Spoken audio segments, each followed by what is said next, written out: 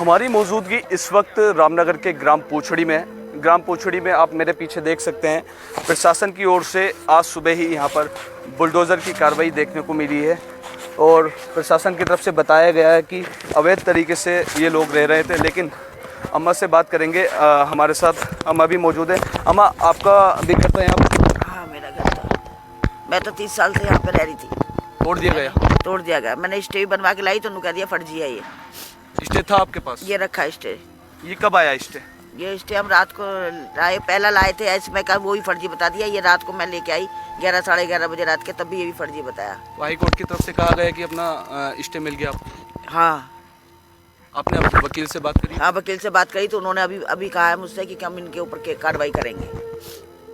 कैसे तोड़ा? अब कहाँ जाने की तैयारी है? अब कहाँ जाएंगे बेटा, कहाँ जाएंगे? मैं तो यही रहूंगी, मैंने तो कह दिया।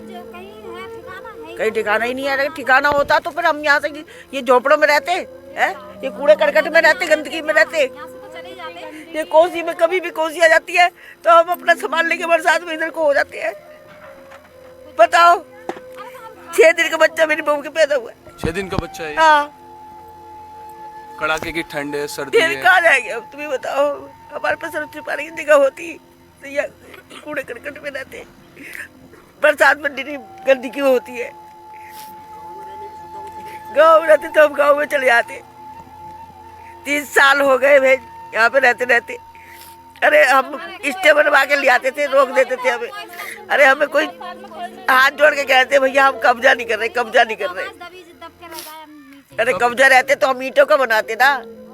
कब से रह रहे थे आप? हमें 30 साल हो गए इस टप्पर पे रहते रहते। प्रशासन की तरफ से कहा गया कि अवैध तरीके से रह रहे थे, ऐसा प्रशासन की तरफ से कहा। अरे प्रशासन कह रहा था तो हमें पहले हटा देते ना। 30 साल से कैसी तैसी बना रहे थे ये। राशन कार्ड, पहचान पत्र, बिजली का बिल और पानी सब सुविधा दे दी पहले हमें। मतदान भी करते थे? और मतदान भी करते हैं, वोट भी डालते हैं हम। राशन कार्ड भी है हमारे पास, आधार कार्ड भी यहीं का है, पूछड़ी का ही। तो अब ये छोटा बच्चा है, कहाँ लेकर जाएंगे? कहाँ लेकर जाऊंगी? मैं तो यहीं पे रहूंगी। मार दो या मर जाओ, मेरे पे जगह नहीं तो कहाँ रहूंगी? कोसी में बना लूंगी जगह। बतेरी बड़ी कोसी पड़ी है, क्या करूंगी फिर? क्या जाऊं मैं? जब जगह ही नहीं है तो हाथ जोड़ जोड़ के कह रहे हैं भैया हम कब्जा नहीं करें, कब्जा नहीं करें। सर छुपाने के लिए कहीं हमें एक कमरे की जगह दे दो, हम बूढ़े बूढ़े मर जाएंगे। हमारा एक बच्चा है तो एक औलाद है हमारी, एक लड़का है तो उसके लिए कहीं ठिकाना हो जाता। अरे गांव में होता तो गांव में हमारे बड़े बूढ़े बेच के खा गए। इस मारे हम खनन करने आते थे, हम बरसात में चले जाते थे। कुछ लोगों का भी कहना है कुछ कि अपना बाहर से आए थे, कुछ समय के लिए जो है खाने कमाने के लिए आए थे, लेकिन फिर कब्जा कर लिया गया, ऐसा लोगों का कहना। अरे ऐसा कैसे कब्जा कर लिया? ये सब झूठ है। सारी बातें झूठ है। कौन कब्जा कर लेगा? हमने यहाँ पे कब्जा कर रखा है, आपको दिख रहा है? ये झुग्गी झोपड़ियों में 30 साल से गुजारा कर रहे हैं, हम कब्जा कर रहे हैं। अरे कब्जा तो वो लोग कर रहे हैं, वो भी तो क्या नाम जंगलात की जमीन में है, उन्होंने पक्के मकान बना लिए। सारा दांत मतलब इस कोसी के किनारे वालों का था। अरे हम कब्जा करते तो ये कोसी मैया कभी भी आ जाएगी, कभी भी हमें धकेल के ले जाती। तो इस जगह पे हम कब्जा करते?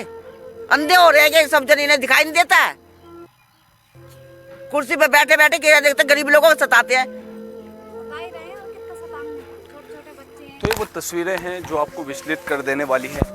आंखों में आंसू है, दिल में दर्द मरता है। जब मरता है तो गरीबी को मारते हैं ये लोग, रईस को कोई ना मारता है। अपने घर में बैठ के आराम से वो कर रहे होंगे। अरे पता, पूजा करने के लिए मंदिर बना लिया, अगर हम कहीं भी जाते तो ये मंदिर को क्या खोपड़े में धर के ले जाएंगे? मूर्ति उठा के ले गए। अरे मूर्ति काय को उठा के ले गए?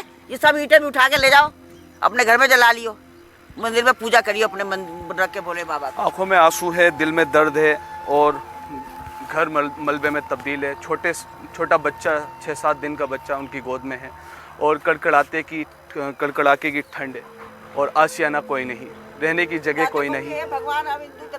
सवाल यही है, क्या इन लोगों के लिए पुनर्वास की व्यवस्था नहीं की जा सकती थी? क्या ये लोग कहीं बाहर के हैं? हालांकि बाहर के हैं लेकिन है तो भारत के ही।